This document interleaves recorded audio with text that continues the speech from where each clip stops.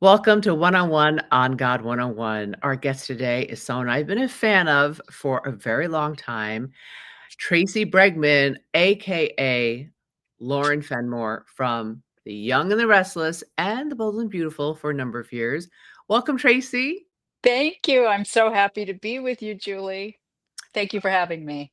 We have a lot of ground to cover, but first, I want to know, and you also started a recent roundtable talk show called God's Table God's with Table 3 Hollywood. yes, Hollywood with 3, girlfriends. So tell me about your relationship with God. Were you raised, in a home where you had to go to church? And tell me about the origin story. So I was not really raised with religion. Uh, I I had an experience which we all talked about on God's Table Hollywood on how we found God. And the night before my grandmother passed away, I lived in London for the first 10 and a half years of my life. So we lived in this two-story flat, and my bedroom was on the top floor. And all the pigeons used to congregate outside my window. And the reason I tell you this is I was sleeping one night. My grandmother had been sick, but I did not know we were at the end, nor did my mother. And I'm 10 and a half years old. I look over to my bedside table and I see a white dove. And in my 10-year-old mind, I thought, oh, maybe one of the pigeons came in. And I looked up and there was a man standing in my bedroom. And he started to speak to me. I sat up in bed. I tried to scream and nothing would come out. And all of a sudden, I was listening to what he was saying and I felt washed with peace. I felt myself lie back down and go to sleep. And I woke up to find that my grandmother had passed. Wow. Now, I know that's a wild story to say, how did you meet God or Jesus? But that was my introduction. And I never told that story for probably over 20 years of my life. Why? I wasn't sure anyone would understand what I witnessed. Do you But remember? go Go ahead. ahead. Go ahead, go ahead. I felt like it was my private relationship with God. And I had a connection from that moment. I've always been considered myself very spiritual. I've always spoken to God. The girls will tell you God speaks to me, Mm. but the biggest moment in my life was in 2018, and I didn't know what was coming because it was actually it was the end of 2017. There was some calling I had for Nashville, and I came here, and I was driven into a certain area, and I just felt something different. And I have to say that my true walk with God started when I started listening to God. I Okay. heard him. Yeah. So when did you start listening to him and why? And how did you start listening to him? How so? 2018, April 2018. And I know this sounds very silly, but it was um, a calling to Nashville and to move and to change something up. And I did not understand it. I was scared to death to do it. And I kept hearing, that is where you need to be. And I didn't realize because I ended up buying a piece of property that I thought was just going to be an Airbnb. I closed escrow on that September 2018, and my house burned down in the Woolsey fire November 2018. Wow. I was being prepared.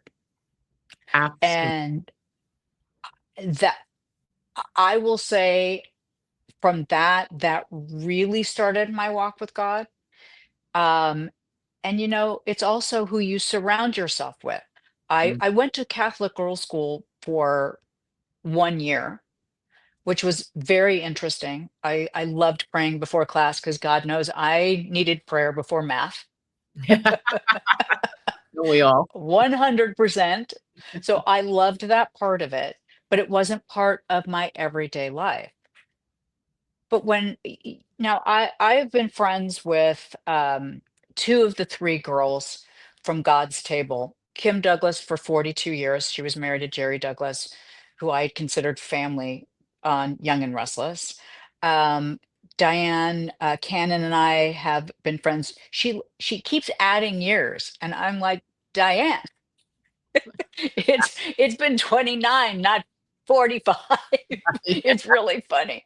Um, and then I met Christine Avanti Fisher the first night I went to prayer circle with Kim with Kim and at Lavinia, which we have a Malibu prayer circle. And that's when I met Chris and Julie Bennett.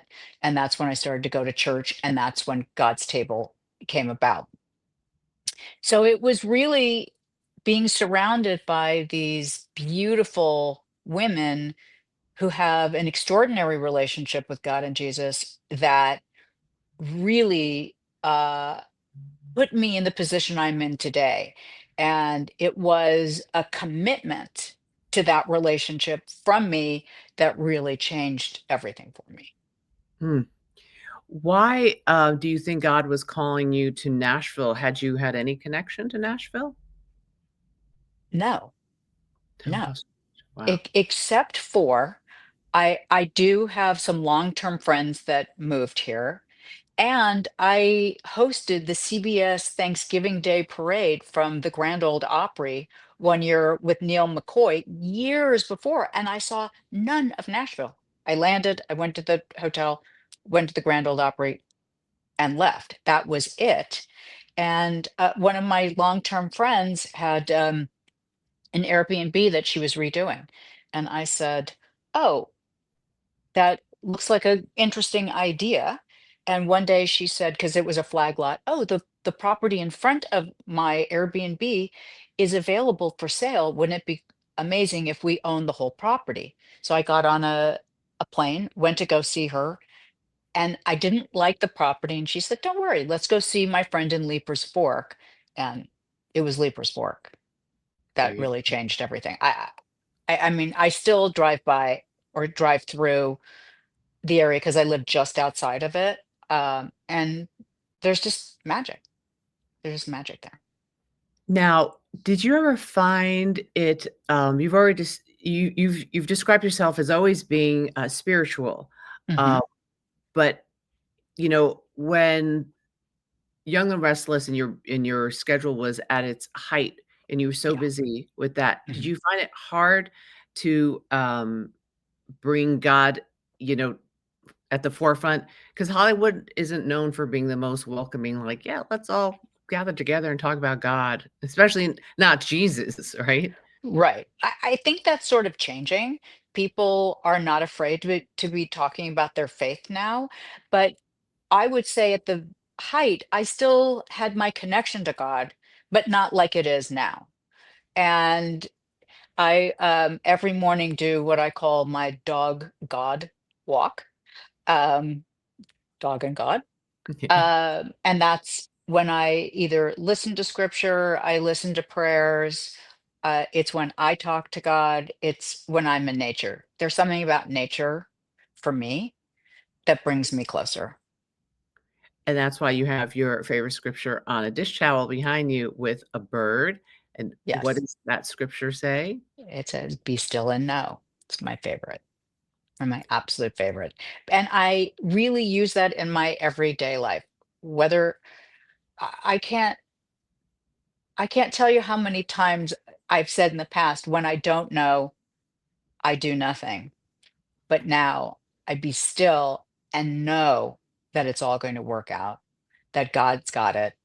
Yes. And there's a peace in my head, in my heart, in my body, knowing that God's got it and it will come.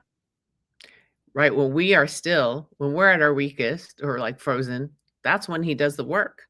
Mhm, mhm. Alright, how did God's table come about? Well, um, the four of us decided to go to dinner at the Polo Lounge at the Beverly Hills Hotel. and we were sitting around a table, and the, I think it was Diane who was telling a very interesting story of her childhood because of the interfaith in her family. And she had a Jewish parent and a Catholic parent, and the fights that would go on. And I hear God say to me, God's table. So they're talking, and I'm in a sidebar with God going, what? What's God's table? Thank God no one was looking, because I'm literally like, what?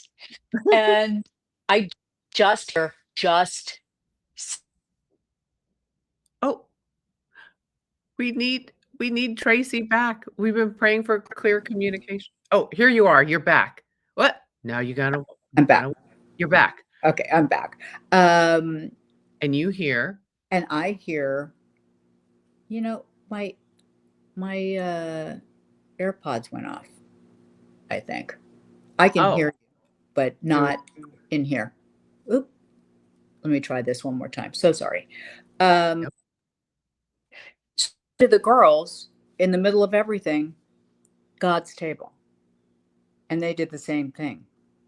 What? I said, God's table. And all three of them went, that's a show. I said, I think that's what's happening here. And that's how it started. And then we decided to try and figure it all out. And we did. And how would you describe what the show is? Like, how do you decide what topics? Well, I think for us, because our faith is so important to us, it was very important that we talk from that and talk on subjects and how faith plays into absolutely everything. We sort of call ourselves the positive view. Right. you know, It because is. we're talking, yeah, It's fun. You've talked about, like, aging, being a woman, dating. yeah, life. We talk about life, but how faith also plays into that. I love it. And yet you find time to still travel back and forth to LA and, work on Y&R. How's that going? That's going great. What preview can you give us about what Lauren's getting into? Because when I was a fan, you were kind of a villain. You were kind I of a love mean. that. I loved those days. Those were so much fun. I wish Lauren were a little edgier than, every now and then they let me be. Especially with Phyllis. They let that part of Lauren come out more. So we have Danny and Cricket's wedding coming up, but the biggest news is December 9th will be Michael and Lauren's 20th wedding anniversary, and they are doing a special episode just for us, and we're going back over the 20 years. So Oh, it's really cool. I love Christian. I can't believe that your 2 characters have been married 20 years. I I s know. Isn't he amazing? he's such a light. I've interviewed him. He's so positive and just bursting with, energy. I still have you married to Paul. Right. Yeah, I know. That was hard for the audience. But Christian, I mean, I won the co-star lottery. Yes. Yes. He's just Well, incredible. we will be tuning in to, Lauren and Michael's 20th anniversary, and we'll be tuning in to God's Table. Tracey Bregman, I love you. I adore you. Thank you for doing the show. God bless Oh, you and Godspeed. love you, Julie. Thank you so much. God love you as well.